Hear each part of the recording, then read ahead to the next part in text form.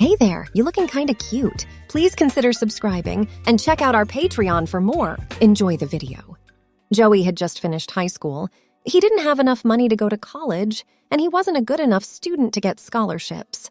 He hadn't played any sports, so he didn't have a chance of getting a scholarship based on his athletic ability. As in most places in the country these days, there were jobs to be had, but they paid little and required him to do things he didn't want to do. He was sad about what had happened. A month before, his girl broke up with him. He thought that the fact that he couldn't buy her things or take her out like she always wanted was a big reason why they broke up. He sighed, disgusted by what was going to happen. He was hanging out in the mall one day when he saw a booth where a pretty woman in a uniform was talking to some guys. They left, so he went over to see what she looked like. She was pretty, and her hair was done up in a cute way under her hat. "How are you?" She said it in a nice way. "I'm Ellen. How are you?" he replied, and his voice was a little rough. "My friends all call me Joe, but my name is Joey. Joe, it's nice to meet you. I try to get people to join the U.S. Navy. Can we talk for a few minutes?" Joey decided to stay until he heard what this girl had to say, and then he would leave. It was fun to talk to a woman like her, and who knows, maybe they gave away free stuff. That's what recruiters did, right? "Sure, I'll talk," he said. "How are you?" Ellen went on to say that if someone joins the U.S. Armed Services, they get to learn new skills and travel the world. Then, when they finish high school, the government gives them money to go to college. It seemed like a good offer. It would fix most of his problems all at once. He had always liked submarine movies, so he asked to be put on one. Ellen even told him that more and more women were joining these days. Cool. He put his name on it. Ellen had not told Joey what kind of hell you have to go through when you first join the army. He didn't like training at all. Hard, demanding, and physical. Tight plans, getting up way too early. He didn't like any of it. But after that, things got a lot better. He learned how to use computers and how to do certain things for his favorite submarines. It was finally time for him to do his job. He was put on a brand new submarine on its first trip. He didn't know what the orders meant when they talked about an experimental crew. He was only happy. He went to work and talked to his CO. It turned out to be a young bird. She was pretty like Ellen. It was going to be really cool, he thought. Captain Donna Bryant was her name. But she was very grumpy for some reason. She was mean to him and complained about stupid mistakes made by the government. He gave the porter his duffel bag so that he could take it down. Another woman took him down and showed him around. She was also grumpy and grumbled. What were these girls thinking? But she also had a cute uniform with a skirt and a cute little hat.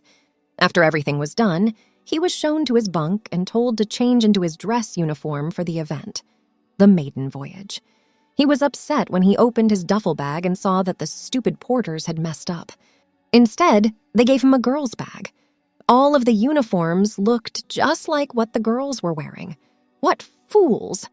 "Did anyone get my bag?" he wanted to know. He didn't notice anything else until then. Everyone else in the crew quarters was a woman. He was the only man who could be seen. What was going on? "No, I've got my bag," one of the women said. "Me too, here too." Nobody had his bag. Was he going to do something? If he wore his own clothes, he wouldn't be in uniform and would have to start the trip in the brig for not doing what he was told. He could also dress up as a girl. He was in a hurry, but time was running out. He had to wear the clothes that women wear. What was strange was that they were exactly his size. He didn't feel like the skirt was too tight or anything. That was so weird. He was hoping to find the woman who had taken his things. This was bad. Except for him, the whole crew turned out to be women. As he walked by, dressed like them, they all laughed. He blushed so much that it looked like he had more makeup on than the girls. It was the worst thing to ever happen to him. As soon as the sub left the harbor and sank to 30 meters, he went to talk to his commander about what was going on. "Listen, I'll only tell you this once." She gave him a bark. "This is a brand new ship with a test crew. We were supposed to be an all-female team to show that a female team works better than a male team. You're about to mess it up for us. You're not welcome here. You won't get any help from me or anyone else. Got it? Boy?" He was taken aback. How could they act like he was trash? This wasn't fair at all. He couldn't get help, and they were going to be at sea for 6 months. He had no other choice but to dress like a woman. This would be terrible. Even worse, the laundry lost his boxers, so he had to wear women's undies now. Even the girls who joined the army treated him badly. Before he got on, it seemed like they all got together and decided to treat him like a this. He made it through each day, but he was very lonely. One girl was the only one in the group who was at least kind to him. Of course, she was always picking on him and making fun of him, but at least she talked to him. Hannah was her name. She lived in the bunk on top of his. She would tell him things like, "Nice skirt, babe," every time she saw him. "Really lets your legs shine. What are you doing here if you're such a nice girl?" One day, Joey was alone with Hannah for a while, so he took the chance to talk to her. "Hannah, look. I have to spend months and months on this stupid boat with all of you women. We can't keep going this way. Where did I go wrong? What did I do to you that was bad? You're male. So how does that relate to it? It has to do with everything. Men have tried to keep women down and in our place since the beginning of recorded history. Even with all the progress we've made recently, there was a time when we couldn't even vote. People don't treat us all the same. And now is our chance to show that we can do things just as well as men, if not better. You're going to mess it up now." "I just want to do my job," Joey argued back. "That doesn't cut it. Now that you're a man, everything is over for us. If they could, most of the girls would throw you overboard. You're not very well liked here, and just talking to you is going to get me in trouble." That night, Joey and Hannah talked again in a whisper in their bunks. "Oh, what should I do, Hannah? I can't keep being treated this way for much longer. How can I help?" "Well, I've given it some thought today. First of all, most of the girls on the boat think you're trying to get them in bed. They think you're a wolf in a flock of sheep, and they think it's only a matter of time before you try to get with each of them. The first thing you'll have to do is convince them that's not true." "What should I do? What? I'd do anything," Joey hissed in a whisper. "Instead of being so different, why don't you try to make them think you're more like them? What are you saying?" he wanted to know. "Well, you could do something like us and shave your legs. Start to wear makeup like we do." "What?" "Make them think you are a woman. Tell them that you want to be just like them, and that's why you're here. And that will be enough for them to like me? They're going to think I'm a fruit. Okay, keep doing what you're already doing. I have no doubt that will work." "No." "Okay, I'll give it a try. Help me. Please, I'll think about what I can do. Get some sleep now. We need to get going early." Joey had trouble going to sleep. Could he do what she asked of him? All night long, he tossed and turned. Joey got up and took a shower in the morning, just like he always did. He brought his razor with him, and while he was showering, he shaved his legs. For good measure, he also did his armpits and chest. When he came out, he felt like he stood out because of his long, smooth legs. He thought he stood out like a sore thumb, but no one seemed to notice him. Like every other day, he put on his skirt. He felt so weird. He was so strange. They would make fun of him. He went to the sink to clean his teeth. He blushed, but as usual, none of the other girls even seemed to notice him.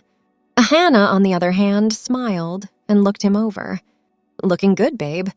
I see you're made some changes. Just like you told me," he said.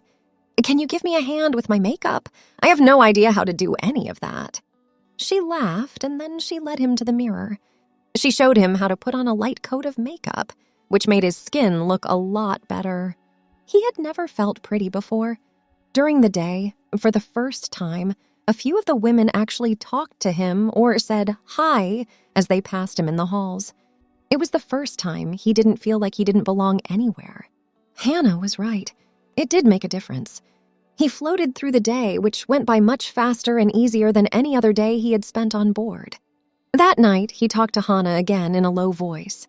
"You did awesome, honey," she told me. "Thanks for helping out. Today was so much better. Some of the girls actually talked to me today. I can't believe it. I told you so. You should pay more attention to what women say." "Well, what else do you think I should do?" "Just keep doing what you're doing. Try talking to a woman and telling her that you wish you were like her. Then see what kind of help she can give you. Once word gets out that you want to be like us, you'll do better and better. Thank you, Hannah, for being a real friend." He really meant what he said.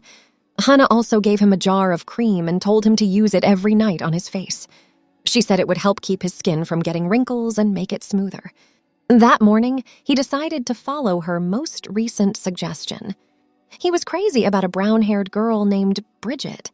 She had ignored him and acted like he didn't exist, just like everyone else. He went up to her and talked without being shy. "Hi, Bridget," he said.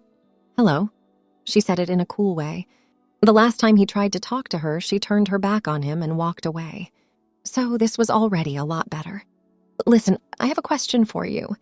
I've noticed that out of all the girls on the ship, you have the prettiest nails.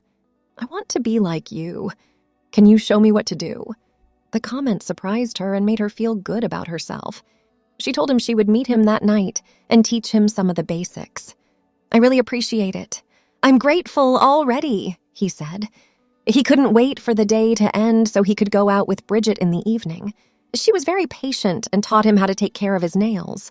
She even gave him an emery board and half a bottle of a color of nail polish she no longer liked. She painted half of his nails and let him do the other half himself. She insisted that he would get better at it with practice, even though he wasn't very good at it. "Why don't you come back and say, 'We'll check on them in 3 days, and I'll show you how to fix them up.'" He was so happy with how things had turned out. He had many more similar experiences with other women, telling them he wished he was like them while they taught him how to pluck his eyebrows, do his hair, wear makeup, walk, and even talk. He looked and acted more and more like a woman with each small change, and the more things he did, the more people liked him. Captain Bryant asked him to come into her tiny office one day. Even the captain's office is small on a submarine. She told him to sit down and gave him the choice of a cup of coffee or tea. He decided on the tea. "I can see that you've been going through some changes." She said it straight. "Yes. I'm trying to be more like you," he said. "I want to be like you. I have been trying hard. That much is clear. You did a great job. I can tell that the crew is getting more used to you now. Yes, it's so much better to be able to make friends than to be a loner. So I've been thinking about it, and I wanted to do something to help you." "What is it?" He was very interested. "I have decided that we will change your legal name to help you find acceptance. The name Joey doesn't fit with the image you're going for. I'm going to put your new name, Julia, on some papers. From now on, people will call you Julia. I am Julia." He said it in a weak way. "I am Julia." He said it louder and with more assurance. Captain Bryant took off his old name tag and put on a new one with the word Julia written on it. From then on, Joey was no longer there. He was now going by the name Julia. "Hi, Julia," the girls walking down the hall said. He was now accepted by almost everyone. Julia and the other girls hugged each other a lot. They had become like sisters. Julia was so happy that the other women liked her so much. She became close with a few of the girls. There were the usual jealous fights between girls, or cat fights. But it was so different from how men act when they get together. Julia had to agree that the way women talked to each other and worked together to reach a goal was much better. Julia started to feel so much like the women that when they finally got a weekend off, she went out dressed as a woman. She wore her uniform with pride, then went shopping with Hannah and Bridget. Once she got back on the boat, everyone liked her again. If Julia had gone back to being a man, the other women on the crew would have known that she had been lying about her transformation. But when she was on her own, she was every bit a woman. Everyone on the ship knew that Julia's memory of being a man was quickly going away. She was now much more like a woman than a man. Julia's job on the ship had been going on for 7 months.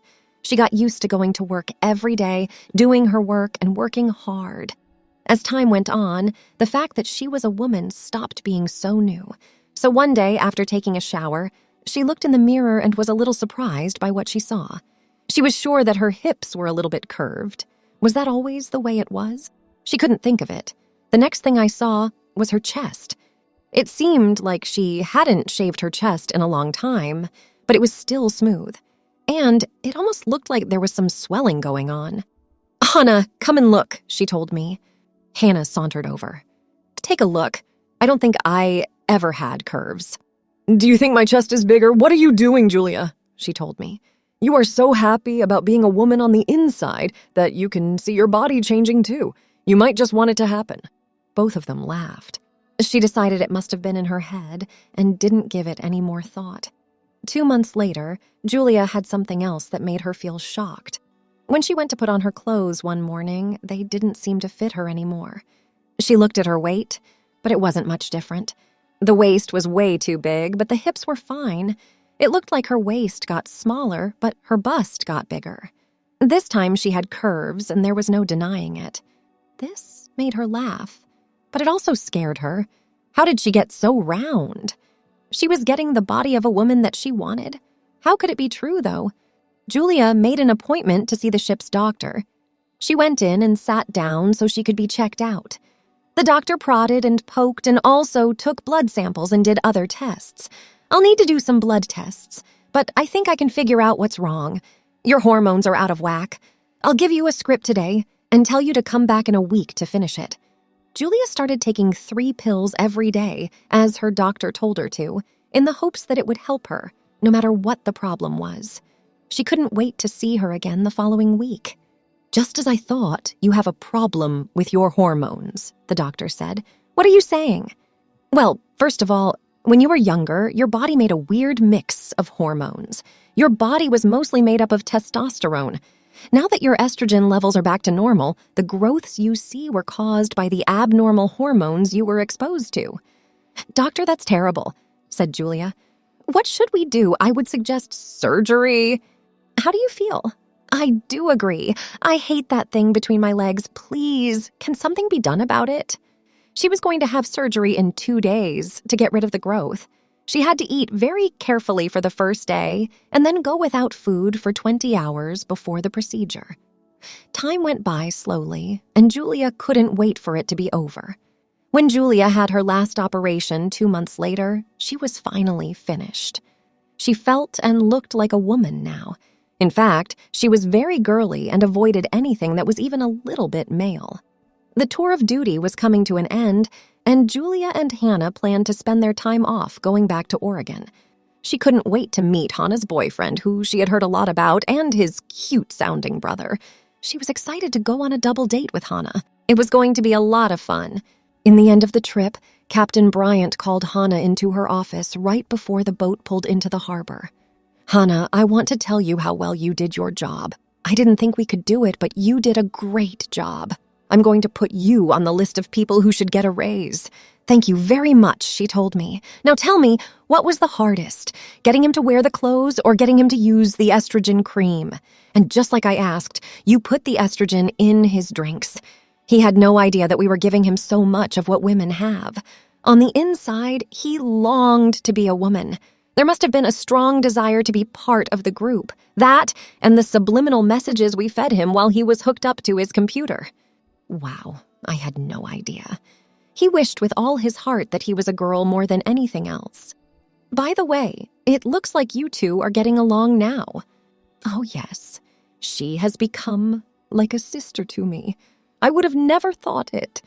She looks up to me a lot because I showed her how to be a girl. She is a friend, for sure. Now, you girls should run away and have fun. When you get back, I'll see you.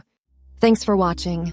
Be sure to check out Patreon for a lot more content and early access to YouTube videos.